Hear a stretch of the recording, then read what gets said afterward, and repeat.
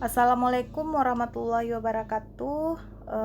Selamat pagi Ananda semuanya. Sekarang kita masuk ke penilaian autentik.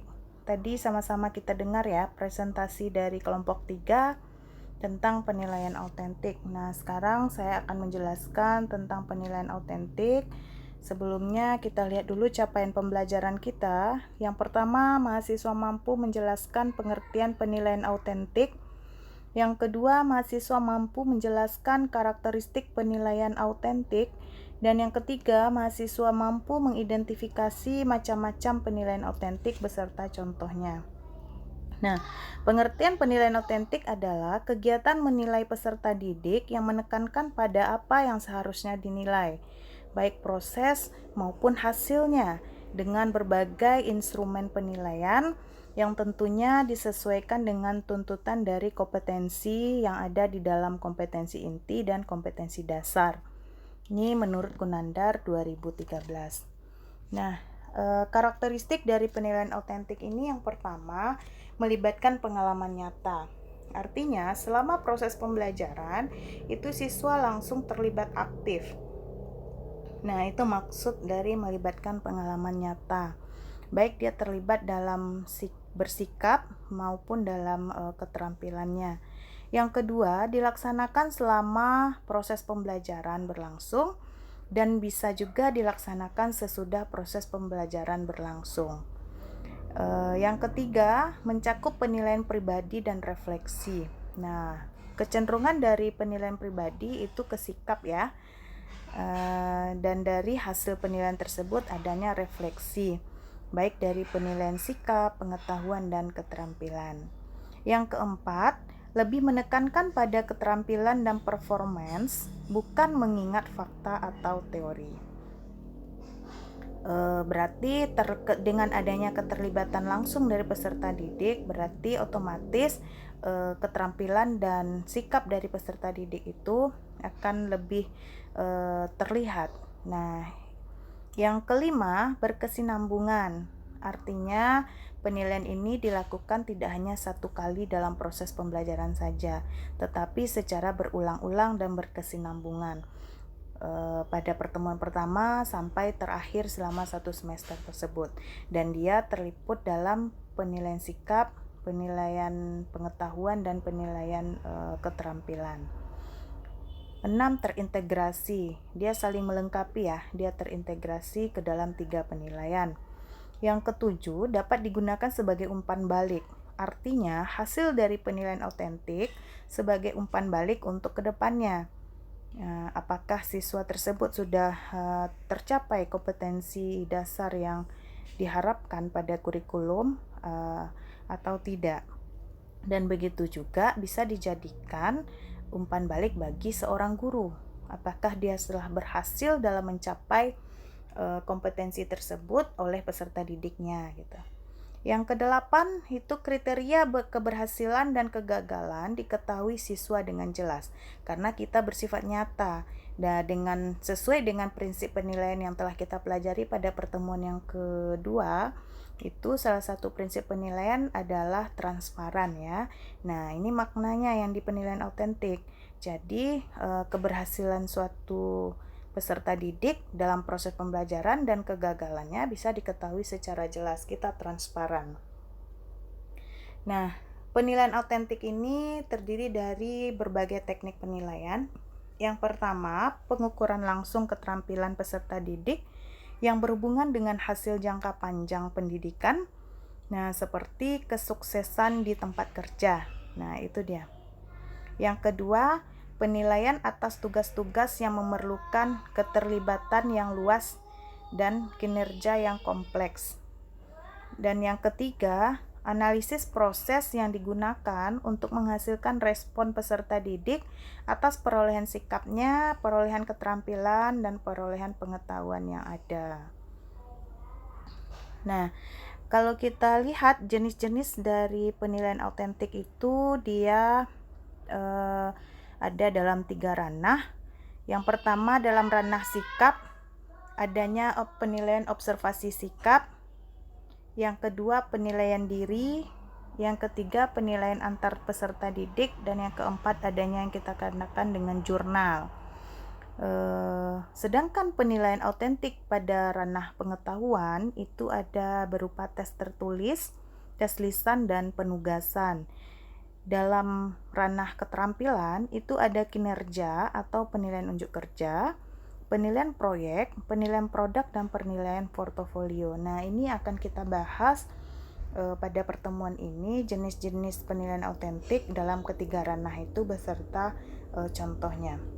Nah, yang pertama kita bahas dulu pada ranah sikap. Tadi sudah dikatakan bahwasanya penilaian autentik pada ranah sikap itu ada penilaian observasi sikap, bisa juga dilakukan dengan penilaian diri, dan bisa dilakukan penilaian antar teman.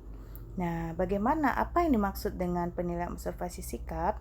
Yaitu teknik penilaian yang dilakukan secara berkesinambungan dengan menggunakan indera, baik secara langsung maupun tidak langsung, dengan menggunakan pedoman observasi, yang berisi sejumlah indikator perilaku yang akan diamati.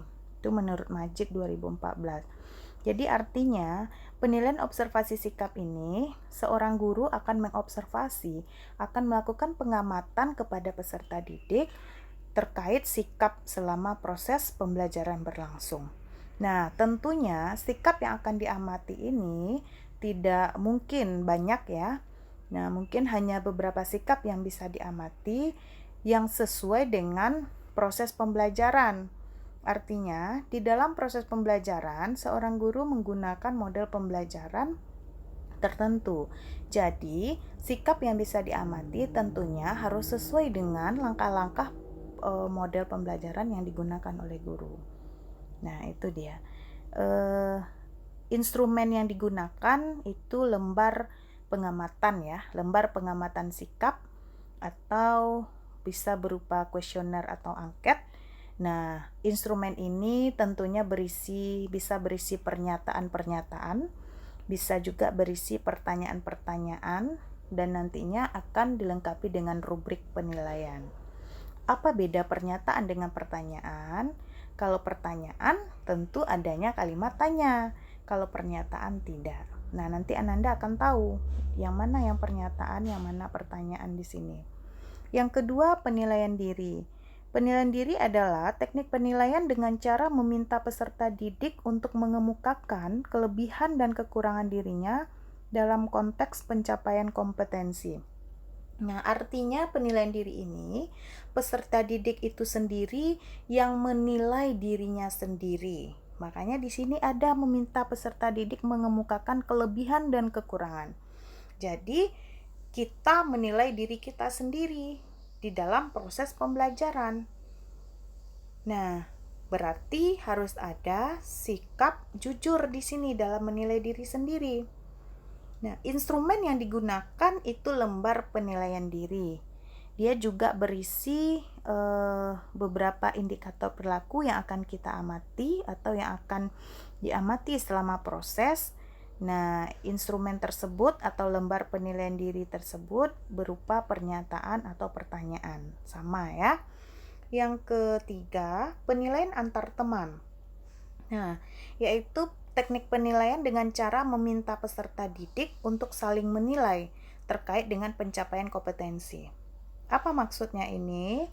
Nah, misalnya si A menilai si B dan menilai si C. Nanti mungkin si B menilai si A dan menilai si C, begitu seterusnya. Nah, instrumennya juga lembar penilaian antar peserta didik yang berisi sejumlah pernyataan atau pertanyaan. Sama. Nah, di dalam proses pembelajaran, mana yang akan kita gunakan, Ibu, untuk melihat sikap? Itu bisa dengan penilaian observasi sikap saja. Yang tadi sudah saya jelaskan, penilaian observasi sikap guru yang menilai sikap siswa selama proses. Nah, boleh nggak Bu kita menggunakan penilaian diri saja? Tidak boleh. Kalau menggunakan penilaian diri, boleh, tetapi harus disertai atau diikuti dengan adanya penilaian antar teman atau penilaian observasi sikap. Nah, bisa nggak Bu ketiga-tiganya kita lakukan? Akan lebih bagus. Jadi kita bisa melihat guru gimana hasil penilaiannya. Siswa itu sendiri bagaimana pula dia menilai dirinya. Temannya bagaimana menilai temannya. Nah, yang tidak boleh itu kita hanya melakukan satu saja penilaian diri, itu nggak boleh. Penilaian diri dilakukan harus diiringi dengan penilaian observasi sikap atau penilaian antar teman.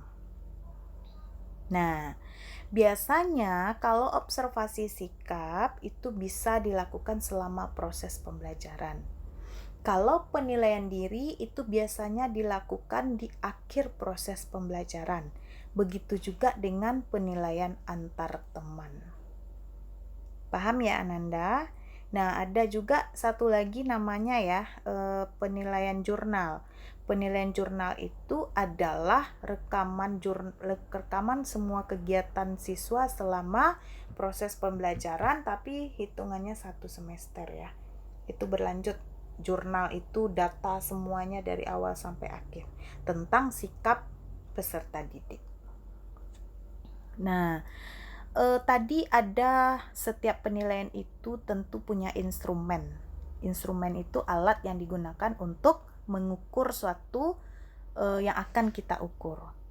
Nah, instrumen sudah ada tadi berupa lembar observasi sikap atau lembar penilaian diri atau lembar penilaian antar teman.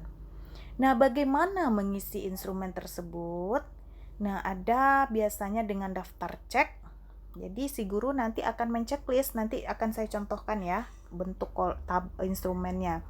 Dia bisa dengan daftar cek. Nah, daftar cek ini digunakan untuk mengetahui muncul atau ada atau tidaknya unsur-unsur tertentu dari indikator. Misalnya Ananda tadi melakukan penilaian observasi sikap ya, seorang guru melakukan penilaian observasi sikap. Andi misalnya ya, Andi mempunyai sikap disiplin nggak? Nanti kita checklist. Nah, itu dia, itu daftar cek itu namanya. Yang kedua bisa dengan catatan atau anekdot atau narasi. Nah, ini digunakan dengan cara guru menulis laporan narasi tentang apa yang dilakukan oleh peserta didik selama melakukan tindakan. Ya. Yang ketiga dengan skala penilaian. Nah, skala penilaian ini biasa digunakan menggunakan skala numerik. Biasanya rentangannya ada skala 5, itu 1, 2, 3, 4, 5. Ada skala 4, 1, 2, 3, 4. Dan ada skala 3, 1, 2, dan 3. Yang mana akan kita gunakan terserah, mau skala 3, skala 4, atau skala 5. Nah, yang terakhir itu memori atau ingatan. Digunakan oleh guru dengan cara mengamati peserta didik ketika melakukan sesuatu dengan tanpa membuat catatan. Guru menggunakan informasi dari memorinya untuk menentukan apakah peserta didik sudah berhasil atau belum. Nah, dari keempat ini itu yang sering digunakan itu adalah cenderung guru menggunakan dengan daftar cek atau dengan skala penilaian. Ya. Nah, berikut. Nah, untuk melakukan penilaian sikap itu ada di dalam kurikulum kompetensi inti. Ada kita kenal ya, Ananda sudah belajar telah kurikulum. Itu kompetensi inti yang pertama itu sikap spiritual. Kompetensi inti yang kedua sikap sosial.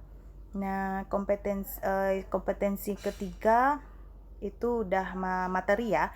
Jadi yang khusus sikap itu bisa dilihat pada KI 1 dan KI 2. Nah, ini beberapa contoh indikator pada sikap spiritual. Yang pertama itu berdoa sebelum dan sesudah melakukan kegiatan. Nah, indikator sikap sosial apa ada yang bisa kita lihat? Itu adalah jujur misalnya. Yang kedua, kalau sikap spiritual menjalankan ibadah sesuai dengan agama yang dianut. Yang ketiga, memberi salam pada saat awal dan akhir kegiatan, bersyukur, dan sampai menghormati ya. Nah, kalau beberapa indikator sikap sosial yang bisa diamati yaitu berupa jujur, disiplin, bertanggung jawab, toleransi, gotong royong, santun, percaya diri, rasa ingin tahu, peduli lingkungan, dan teliti. Nah, itu dia. Ini kita masuk ke contoh. Dalam proses pembelajaran pada KD 3.4 misalnya ya. Nah, kebetulan materinya sistem gerak. Model pembelajaran yang digunakan oleh guru adalah discovery learning. Media pembelajarannya video. Penilaian apa yang bisa dilakukan guru? Yaitu penilaian sikap spiritual, sosial, pengetahuan, dan keterampilan. Nah, coba kita lihat contohnya. Ini bunyi kompetensi inti. Nah, tadi kita akan mencontohkan KD 3.4 ya. Ini dia. Mendeskripsikan struktur rangka dan otot manusia serta fungsinya pada berbagai kondisi. Nah, materinya sistem gerak. Jadi, ini contohnya sikap spiritual yang bisa dilakukan oleh guru. Misalnya namanya Andi, Vina ya, dan seterusnya. Ini nama siswa yang akan Anda isi nanti. Ini contoh instrumen ya. Contoh instrumen penilaian sikap spiritual. Nah, sikap apa yang diamati sesuai dengan tuntutan KI tadi? Nah, tadi KI-nya adalah menghargai dan menghayati ajaran agama yang dianut. Nah, itu tuntutan dari KI 1-nya. Nah, KD-nya mengagumi keteraturan dan kompleksitas ciptaan Tuhan tentang aspek fisik, kimia, kehidupan dalam ekosistem untuk mewujudkan dalam pengalaman ajaran agama. Jadi kira-kira sikap apa yang bisa kita amati? Nah, kita akan bisa melihat berdoa sebelum dan sesudah belajar, memberi salam pada saat awal dan akhir pembelajaran, serta memelihara hubungan baik sesama teman. Nah, tadi sudah saya bilang bahwasanya untuk menentukan sikap yang akan kita lihat itu kita sesuaikan dengan proses pembelajaran. Nah, selama proses pembelajaran, bisa nggak sikap ketiga ini kita ukur? Bisa ya, berdoa sebelum dan sesudah belajar. Misalnya Andi, ada nggak berdoa? Kita kasih checklist seperti yang tadi. Nah, dengan cara checklist. Nah, memberi salam saat masuk dan di akhir pembelajaran, kita kasih juga checklist. Memelihara hubungan baik sesama teman, kita kasih checklist kalau memang dia ada. Nah, seperti ini kira-kira instrumennya. Ya. Nah, berikut ini contoh penilaian sikap sosial dengan observasi. Nah, sikap apa saja yang diamati? Yang pertama itu bertanggung jawab. Yang kedua, rasa ingin tahu, dan yang ketiga, menghargai. Nah, tadi model pembelajaran digunakan discovery learning. Dari discovery learning, kita bisa melihat bagaimana tanggung jawabnya terhadap tugas, mungkin rasa ingin tahunya dalam diskusi nantinya, dan menghargai selama proses pembelajaran. Nah, ini instrumennya ya. Jadi di sini kita memakai skala 3, 1 sampai 3. Apa maksud 3 ini? Coba kita lihat. Nah, ini rubrik. Ini rubrik penilaian sikap sosial. Yang pertama, bertanggung jawab. Nah, untuk bertanggung jawab, apa deskripsi penilaian yang kita amati? Yang pertama, mengamati video yang ditampilkan oleh guru. Yang kedua, ikut serta dalam menyelesaikan tugas kelompok. Yang ketiga, ikut serta dalam menyimpulkan hasil diskusi. Nah, kalau seandainya Andi untuk sikap bertanggung jawab, dia ada mengamati video yang ditampilkan oleh guru, kita kasih checklist di 1. Ikut serta dalam menyelesaikan tugas kelompok, kita kasih checklist di kolom 2 tadi. Ikut serta dalam menyimpulkan hasil diskusi, kita kasih kolom 3. Pertanyaan Ananda mungkin, Bu, kenapa ada mengamati video? Tadi sudah saya bilang bahwasanya semua penilaian, indikator yang akan kita lihat, aspek yang akan kita amati itu sesuaikan proses. Nah, pada model pembelajaran discovery learning itu untuk tahapan stimulus, guru akan memberikan video di sini ya. Memberikan video sebagai stimulus rangsangan supaya siswa itu termotivasi dalam belajar. Nah, makanya kita bikin rubriknya mengamati video yang ditampilkan oleh guru. Nah, seperti itu. Yang kedua, sikap rasa ingin tahu. Yang pertama itu merumuskan identifikasi masalah. Yang kedua, membaca literatur atau sumber belajar untuk mengumpulkan data. Yang ketiga itu mengajukan pertanyaan. Nah, kenapa ada merumuskan identifikasi masalah? Di sini merumuskan identifikasi masalah karena pada tahap discovery learning itu merumuskan identifikasi masalah setelah adanya stimulus tadi. Pertama tadi ada tahapan stimulus. Ada tahapan stimulus. Nah, sesudah tahapan stimulus, siswa disuruh untuk mengidentifikasi beberapa pertanyaan-pertanyaan terkait apa yang ingin diketahuinya atau yang akan dipertanyakannya di dalam video tersebut. Makanya ada merumuskan identifikasi masalah. Yang kedua, membaca literatur atau sumber belajar dan mengumpulkan data berdasarkan identifikasi masalah. Nah, ini maksudnya apa pula, Ibu? Nah, maksudnya setelah siswa mengidentifikasi masalah, tahapan dari discovery learning tadi, dia akan membaca beberapa literatur untuk merumuskan hipotesis. Setelah itu baru dia mengumpulkan data berdasarkan masalah yang telah diidentifikasinya tadi. Yang ketiga, mengajukan pertanyaan. Nah, itu kira-kira ya. Yang berikutnya, aspek sikap yang diamati adalah menghargai.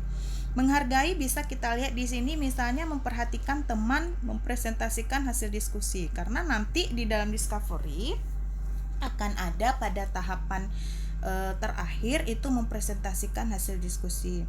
Yang kedua, menerima pendapat teman dalam diskusi kelompok.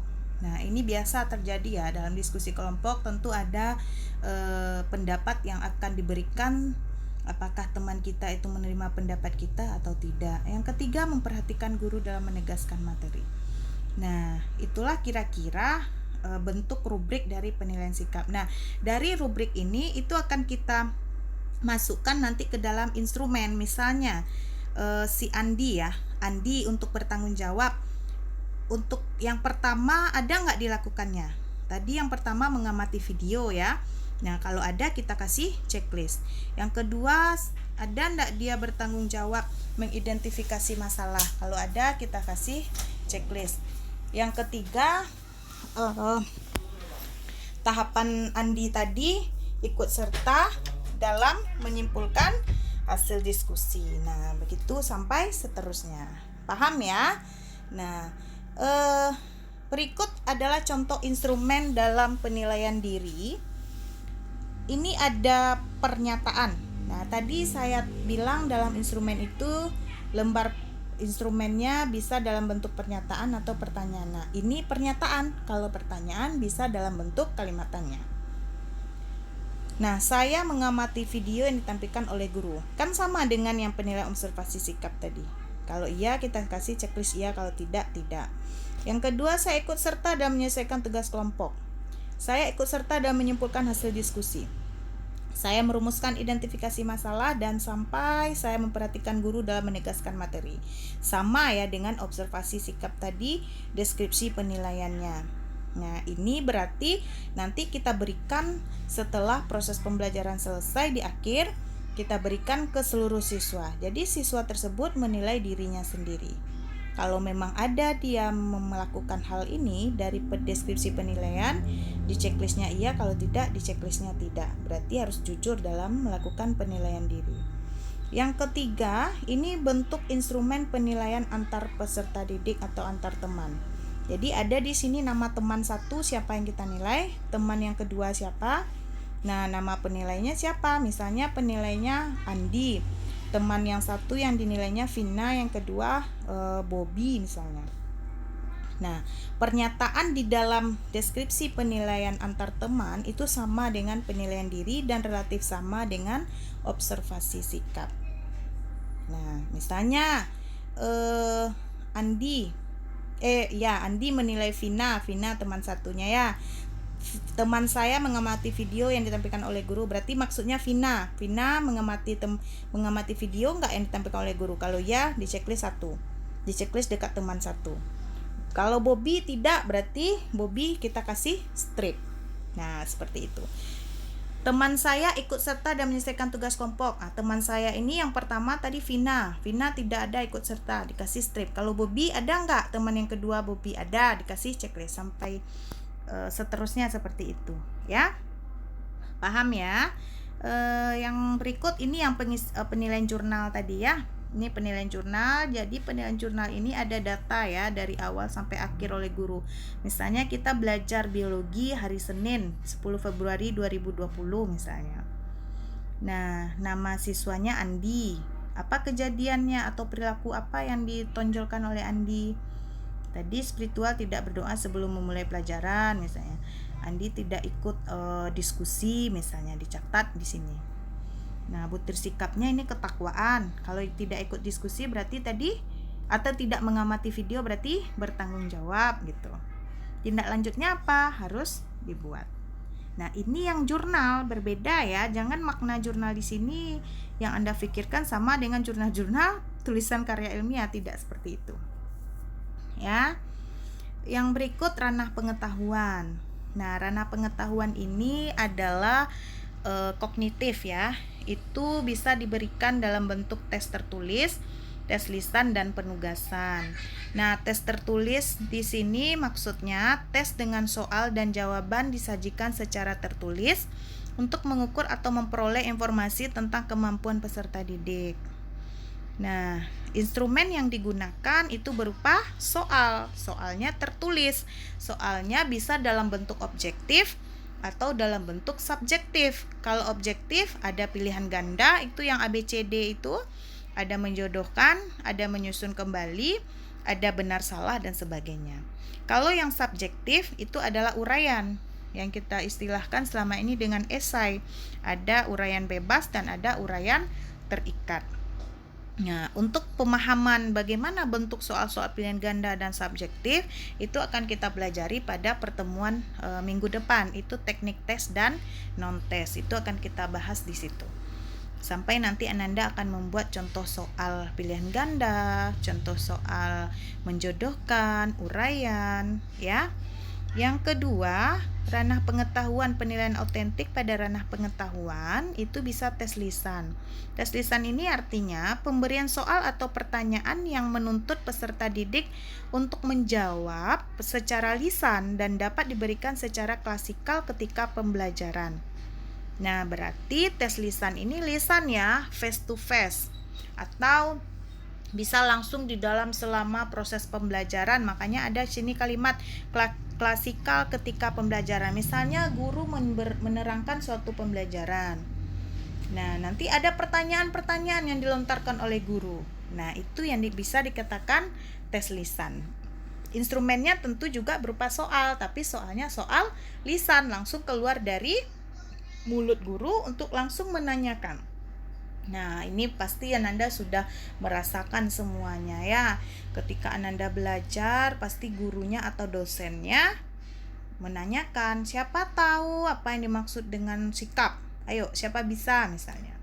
Nah, langsung dijawab, itu yang tes lisan.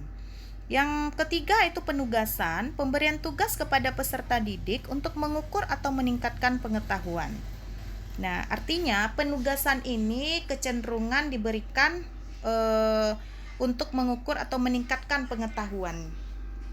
Nah, misalnya guru telah memberikan materi, disuruh nanti kerjakan LKS halaman sekian. Nah, itu bisa untuk mengukur kemampuan siswa. Ya. Nah, misalnya nanti di rumah Anda kerjakan ini atau Anda buat misalnya kita belajar pencemaran lingkungan ya. Nah, udah dijelaskan, terus nanti setelah guru menjelaskan di kelas, Ananda disuruh mengerjakan soal ya, latihan atau mengerjakan LKS yang terkait dengan pencemaran air misalnya. Nah, nanti untuk penugasan meningkatkan pengetahuan bisa Ananda disuruh bikin clipping misalnya. Coba cari contoh-contoh dari pencemaran air yang terjadi di Sumatera Barat misalnya. Ananda cari-cari di media massa atau di mana, nanti dibuat clippingnya, dibuat penjelasannya. Itu yang penugasan ya, tapi tidak selalu dengan clipping, bisa saja dengan yang lain caranya. Oke, tentunya instrumennya juga soal, tetapi dalam bentuk penugasan. Ya, paham ya? Kita masuk lagi penilaian keterampilan. Nah, dalam penilaian keterampilan, penilaian autentiknya ada 4, ada unjuk kerja, atau bisa dikatakan dengan penilaian kinerja atau praktek. Yang kedua ada proyek, yang ketiga produk, yang keempat portofolio. Nah, unjuk kerja itu penilaian yang dilakukan dengan cara mengamati kegiatan peserta didik. Biasanya kalau biologi itu cenderung praktikum ya. Jadi selama Ananda praktikum itu dilakukan penilaian oleh guru atau dosen untuk mengamati kegiatan-kegiatan Ananda. Terampil nggak dalam praktikum? Terampil nggak dalam mengamati preparat di bawah mikroskop? Terampil nggak dalam mengamati lakukan penyayatan melintang untuk melihat struktur anatomi jaringan daun, batang, akar, dan sebagainya? Nah, itu yang unjuk kerja. Memang kerja Anda yang dipantau di situ. Proyek ini berarti kegiatan penyelidikan dan mencakup perencanaan, pelaksanaan, dan pelaporan hasil proyek dalam kurun waktu tertentu. Jadi proyek ini ada sesuatu proyek yang akan dikerjakan tapi dalam waktu tertentu ya, tidak sehari, 2 hari, atau 3 hari, tetapi dalam waktu tertentu, itu yang proyek. Yang ketiga produk. Penilaian kemampuan peserta didik membuat produk-produk teknologi dan seni misalnya. Nah, biologi biasanya membuat produk apa? Misalnya kita bikin nata de coco ya. Nah, hasilnya nanti itu yang produk. Nah, dalam pembuatan nata de coco kita juga bisa melakukan penilaian unjuk kerja. Nah, cara Anda melaksanakannya atau mengerjakannya itu dikategorikan penilaian unjuk kerja. Hasil data de coco yang Anda hasilkan itu kita kategorikan kepada produk. Jadi, di dalam suatu proses pembelajaran bisa 2 penilaian yang dilakukan untuk keterampilan. Bisa unjuk kerja dan langsung bisa dilakukan penilaian produk. Nah, seperti itu kira-kira. Di proyek juga bisa dilakukan unjuk kerja, bisa dilakukan penilaian proyek, dan bisa juga dilakukan penilaian produk, hasilnya yang produk. Nah, yang keempat portofolio, akan ada berbeda sedikit ya portofolio dengan yang 3 ini. Nah, kalau portofolio itu adalah rekaman hasil pembelajaran dan penilaian yang memperkuat kemajuan dan kualitas pekerjaan peserta didik yang dilengkapi dengan bukti-bukti. Jadi semua rekaman kerjaan Anda, misalnya KD 3.4 tadi sistem gerak, Ananda ada disuruh melakukan praktikum misalnya. Nah, berarti dikumpulkan dokumen praktikum Anda itu, bukti-buktinya. Nah, itu dia portofolio. Nah, sekarang kita lihat contoh instrumennya ya. Misalnya KD 4.4 menyajikan tulisan tentang upaya menjaga kesehatan rangka manusia dikaitkan dengan zat gizi makanan dan perilaku sehari-hari.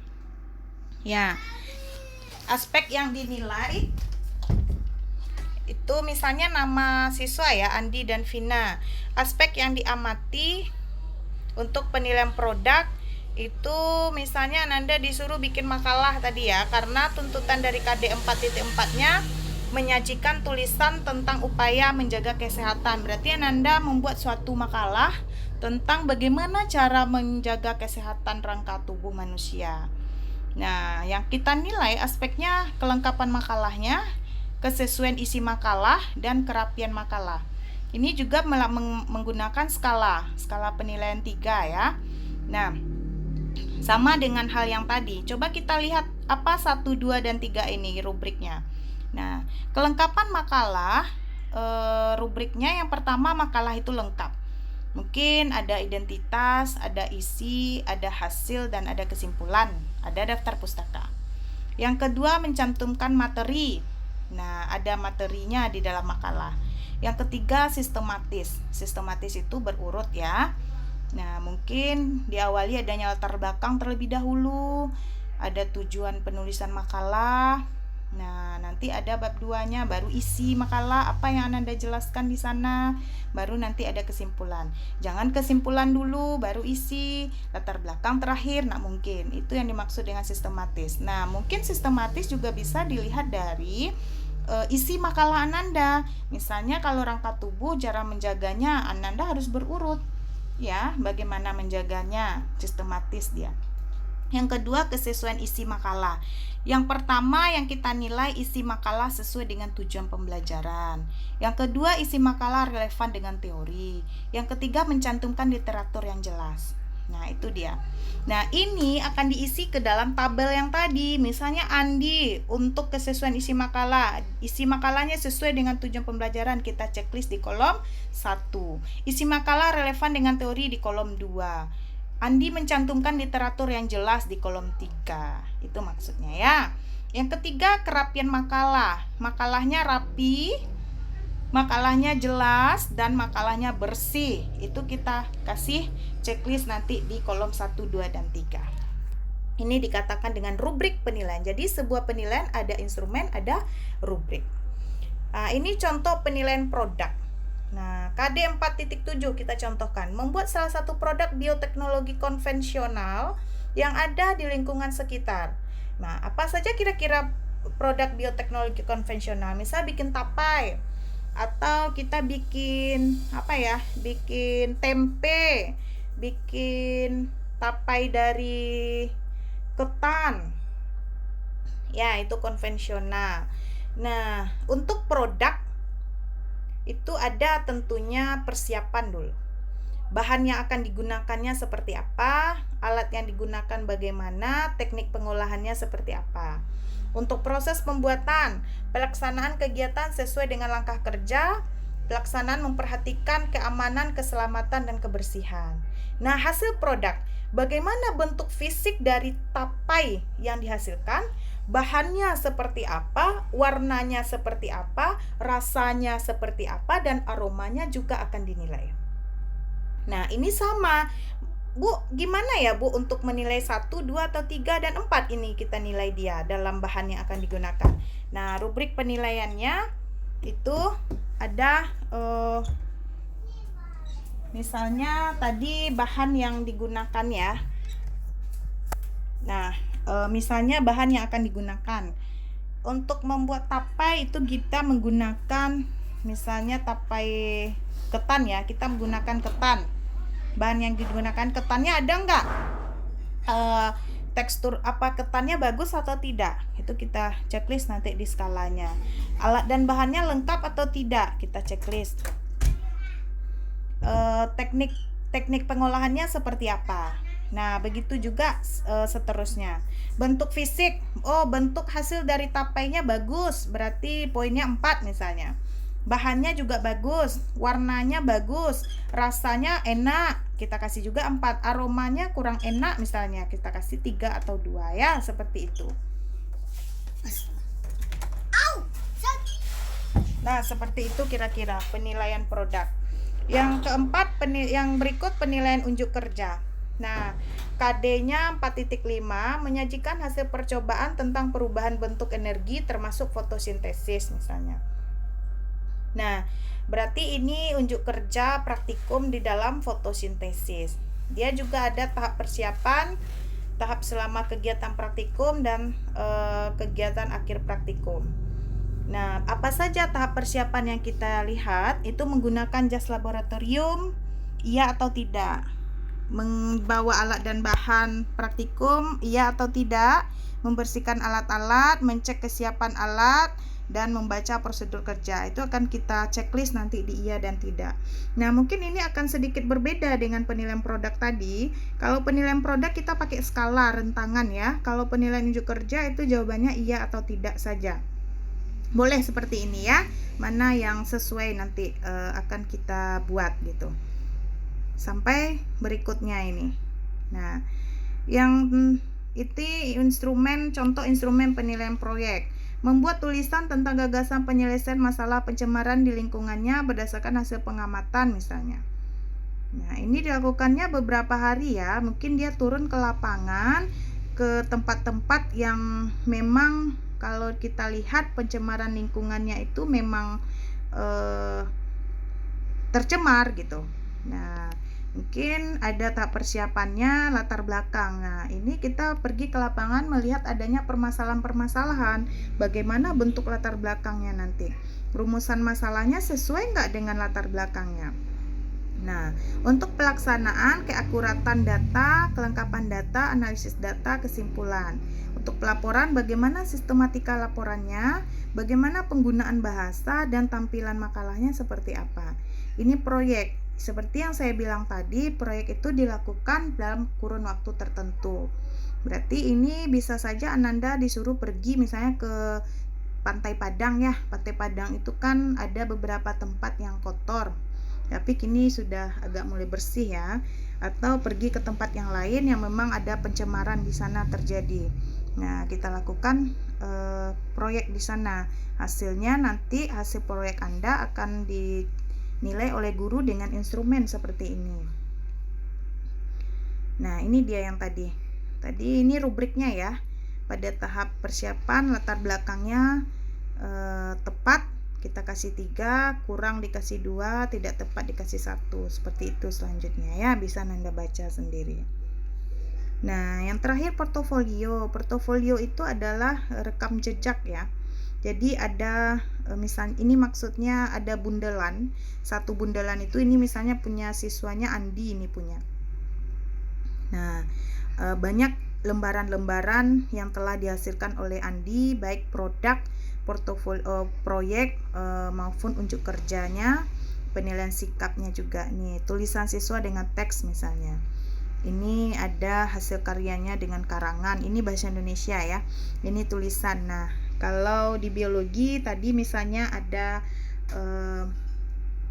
misalnya tadi membuat makalah ya.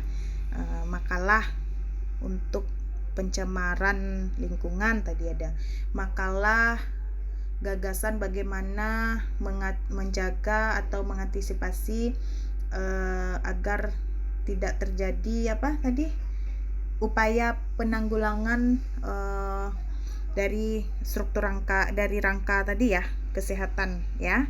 Nah, itu mungkin dia buat makalah dikumpulkan. Jadi ada beberapa hasil karya siswa yang kita kumpulkan dalam satu bundel. Nah, itu yang dikatakan portofolio, memfoliokannya, memfotokannya, mendokumenkannya. Nah, itu dia kira-kira ya. Baik, jadi Ananda semuanya, mungkin itu materi kita hari ini. Jadi saya simpulkan di sini dalam penilaian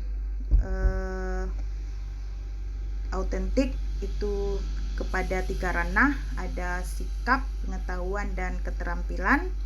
Untuk sikap itu tadi ada observasi sikap, penilaian diri antar teman dan jurnal. Untuk pengetahuan ada tertulis, lisan, dan penugasan. Dan untuk keterampilan ada produk, unjuk kerja, proyek, dan portofolio. Semua itu tentu pasti akan dilakukan oleh guru, tergantung pada tuntutan KD-nya, tergantung pada proses pembelajaran yang terjadi, yang kita lengkapi dengan adanya instrumen penilaian pada masing-masingnya, dan juga ada rubrik penilaian dari instrumen yang telah kita tetapkan tadi. Mungkin itu saja. Saya ucapkan terima kasih atas partisipasinya. Kita tutup saja pembelajaran hari ini. Saya akhiri, wabillahi taufik wal hidayah. Assalamualaikum warahmatullahi wabarakatuh.